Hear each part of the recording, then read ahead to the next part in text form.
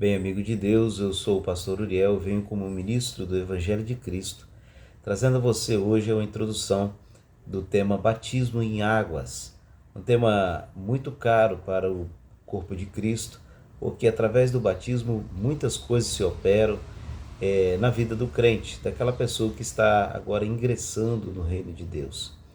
Então, que você possa, em nome de Jesus Cristo, abrir o seu coração para receber as águas do batismo enquanto nós estivermos falando sobre esse assunto, até mesmo as pessoas que se batizaram sem saber qual é o propósito, elas podem ser esclarecidas, receber ali o entendimento do que elas realmente receberam quando foram batizadas.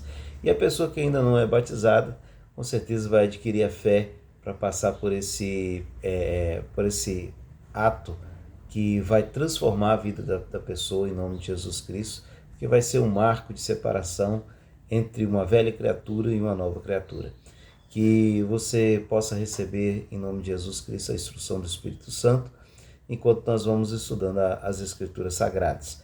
Esse estudo ele é um pouco extenso, então esse será um primeiro vídeo que vai ser feito e possivelmente haverão outros. Eu estou estimando mais ou menos 5 vídeos a respeito desse tema. E para você que quer um entendimento mesmo sobre o que está acontecendo na sua vida a respeito do significado espiritual que você vai passar quando passar pelas águas do batismo, ou se você pode dispensar isso, você com certeza em nome de Jesus Cristo vai encontrar resposta nesse estudo em nome de Jesus. Então passemos às Escrituras. Eu já abro imediatamente em capítulo 3 da primeira carta de Pedro, no versículo 21. Diz assim, primeira carta de Pedro, capítulo 3, versículo 21. A qual, figurando o batismo, agora também vos salva, não tendo a remoção da imundícia da carne, mas a indagação de uma boa consciência para com Deus, por meio da ressurreição de Cristo. Amém? Esse texto de 1 Pedro 3, 21, ele começa introduzindo a importância do batismo, falando da participação do batismo nas águas na salvação. Que o Pedro aqui, o contexto, ele estava falando sobre a Arca de Noé, em que pessoas ouvindo a pregação de Noé, né, 8 pessoas ao todo, então com Noé, né, incluindo Noé, então são 7 pessoas que ele conseguiu trazer para dentro da arca. Aquela geração estava completamente perdida e veio o dilúvio para destruir toda aquela geração corrompida, e as pessoas que estavam dentro da arca, elas passaram pelas águas. E antes das águas subirem, elas estavam ainda numa condição de perdição, porque elas, no meio de toda aquela maldade, a perdição estava sendo determinada para elas. Mas a partir do momento que elas entram dentro da arca e elas passam pelo dilúvio, salvas ali dentro da arca, e quando as águas baixam e elas descem da arca, naquele momento ali foi consolidada a salvação para elas. A salvação de que elas não estavam mais no meio de uma geração corrupta. A salvação que agora eles eram um remanescente de um povo que foi chamado por Deus. Um povo que passou pelas águas para daí em diante escrever uma história nova para com Deus. Então, essa figura da Arca de Noé, do dilúvio, das pessoas que foram salvas, é a figura que vem representar o batismo nas águas. Porque imagina você também uma outra figura, que é a de Moisés atravessando o Mar Vermelho. Ora, de um lado ainda, do lado do Egito, o faraó ainda teria condição de vir com o exército e dominar aquele povo e levar de volta a escravidão. Mas uma vez que o mar se abriu e eles passaram pelas águas, e mais tarde, quando todos haviam passado e Faraó tentou persegui-los, o mar se fechou sobre Faraó, sobre os cavalos, sobre os cavaleiros. Então havia agora um mar de separação entre aquele povo de Deus e o povo que queria escravizá-lo, o povo inimigo. Então também é uma figura do batismo, porque você tem de um lado das águas um povo que era escravo, um povo escravo do pecado, um escravo desse mundo. E passando pelas águas, do outro lado, você tem um povo que foi liberto. E como que eles estão libertos? Ora, há um mar de separação. No caso de Noé, havia realmente um dilúvio, águas que separaram aquela geração perdida de uma nova geração separada para Deus. No caso de Moisés, havia um mar de separação entre Faraó, que os escravizava, e o povo de Deus liberto num novo futuro, que era o da Terra Prometida. Então, o batismo, como diz aqui, ele salva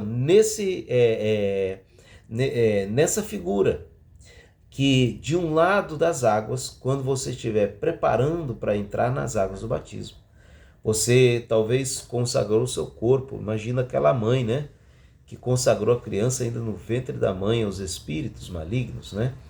Então, aquela criança, aquele corpo, ele estava consagrado. Aquela pessoa que recebeu o batismo lá na feitiçaria, aquela pessoa que consagrou o corpo dela aos espíritos, aquela pessoa que teve a vida dela consagrada a todo tipo, toda espécie de males.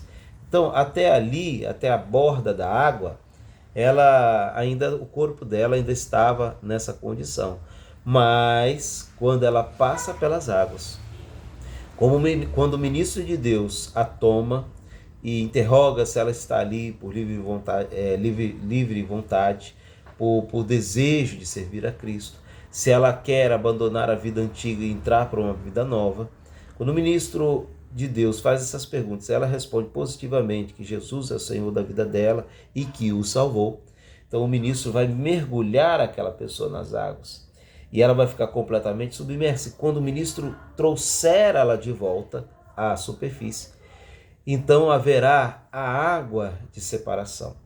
Ora, o adversário, Satanás, o inimigo, que usou o corpo daquela pessoa, a vida daquela pessoa que estava consagrada aos espíritos, aquele corpo manchado pelo pecado, às vezes com a mão suja de sangue, com a mão suja de prostituição, com as mãos impuras pelo roubo, aquele velho homem, aquele velho corpo, ele fica sepultado nas águas.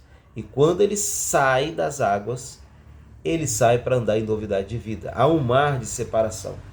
Mesmo que o adversário, o inimigo, fala assim: olha, você me pertence, porque a sua mãe te consagrou, ainda você estava no ventre, ou você é meu, porque você se entregou, você fez um pacto comigo. Ainda que o adversário ele grite assim, ainda que Satanás ele se diga dono do corpo daquela pessoa, por ter sido consagrado a ele, ele não pode mais ter domínio sobre aquele corpo, ele não pode ter mais domínio sobre aquela vida, porque aquele corpo que um dia fez pacto com Satanás, aquele corpo que um dia foi consagrado no ventre da mãe, aquele corpo que serviu ao pecado, ele ficou sepultado lá nas águas do batismo. E a pessoa que saiu, ela é uma pessoa que sai para andar em novidade de vida.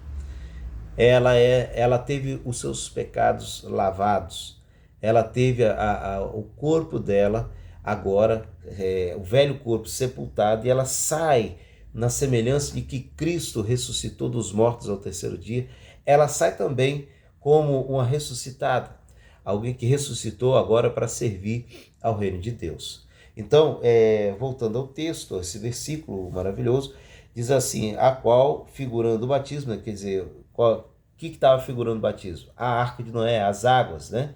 Então, a salvação que Noé operou naquelas vidas, através da salvação de construir uma arca, de levar essas pessoas para dentro da arca e fazer com que elas passassem pelas águas. Do outro lado, quando as águas baixaram, elas estavam salvas. Então, como figura do batismo, que agora também vos salva, ou seja, esse texto está declarando que o batismo é parte integrante da salvação. Aí ele esclarece aqui, não com remoção da imundícia da carne. Então, não é a salvação que acontece porque o seu corpo foi lavado, como diz ali Atos 22:16, né? Que o batismo ele lava os pecados. A salvação não vai acontecer porque você simplesmente lavou os pecados. Imagina você, uma pessoa que ainda não foi regenerada, o espírito dela ainda não recebeu a salvação em Cristo Jesus. Ela ainda é no espírito dela uma pecadora. Ela não teve o espírito dela recriado em Cristo Jesus, como Jesus disse a Nicodemos: necessário vos é nascer de novo. Necessário é nascer da água e do espírito. Então ela não nasceu do espírito ainda. Se você pegar uma pessoa que não nasceu do espírito, que não foi recriado, que não nasceu de novo, que ainda não é uma nova criatura, e você batizar nas águas, ela vai entrar um pecador seco e vai sair um pecador molhado. Então o batismo, ele lava os pecados, mas ele salva, mas ele não salva pelo lavar do corpo. Ele salva, diz aqui, né, no finalzinho do versículo 21, mas na indagação de uma boa consciência para com Deus, por meio da ressurreição de Jesus Cristo. Então, o batismo, ele é parte complementar da salvação, porque ele não vai lavar, ele não vai salvar pelo lavar do corpo, apesar de haver um ato do corpo na hora do batismo. Explicaremos isso melhor em outros vídeos, né? Mas ele salva com essa indagação de uma boa consciência para com Deus. Eu nasci de novo, eu sou uma nova criatura, Jesus Cristo é o Senhor e Salvador da minha vida, e eu agora